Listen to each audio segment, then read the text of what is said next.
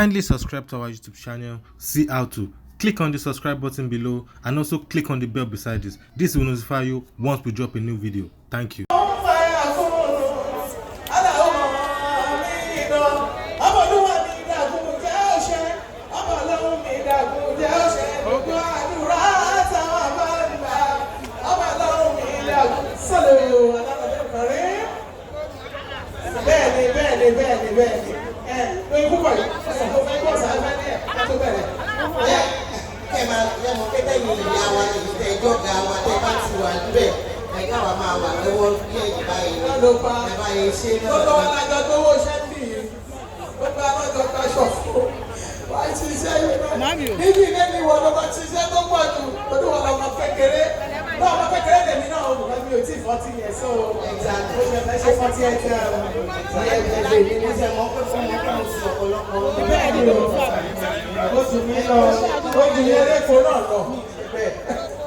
Honestly, and then go watch the packaging in Ojilo.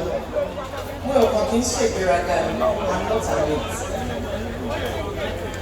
Ẹ jẹ́ kí nítorí àsìkò ẹ jẹ́ kí àwọn èèyàn ọlọ́pọ̀ọ̀sọ̀ kan tí wọ́n wà ní kálẹ̀ kí á tètè máa bá ètò yìí lọ bàbá wa àlùfáàní àwọn náà láì máa fà ní lẹ́kṣọ̀ and I guess that's what we are going to do.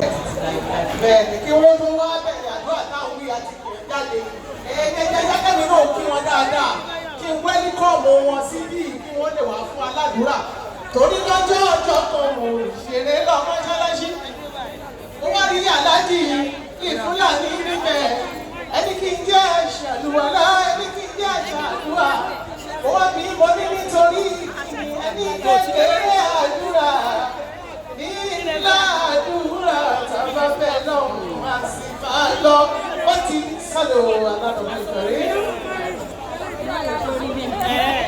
أعوذ بالله من الشيطان الرجيم بسم الله الرحمن الرحيم gbogbo àwọn tí a jẹ́ ọmọ lẹ́yìn àdọ́gbà Muhammad sallallahu alayhi wa sallam ẹjọ́ láàrin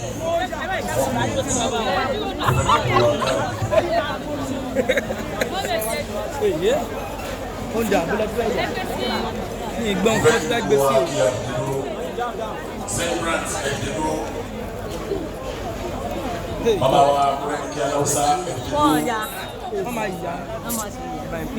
bàbá wa láti wa kọ́mọ̀rù kí ìsàkí ọmọ lámìnà wọ́n wà lórí dúró aláàjì wa tó dé ní kákọ̀tù wọ́n wà lórí dúró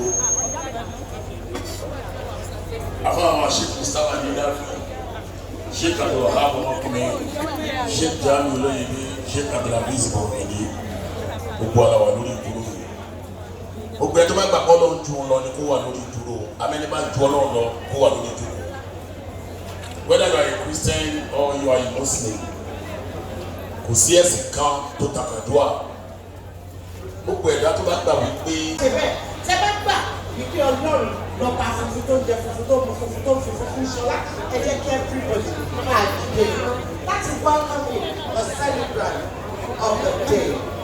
Ladies and gentlemen, the reason why we are all gathered here today, the reason why we are all here en masse today, to celebrate with our very own, our mother, our grandmother, our sister, and aunt.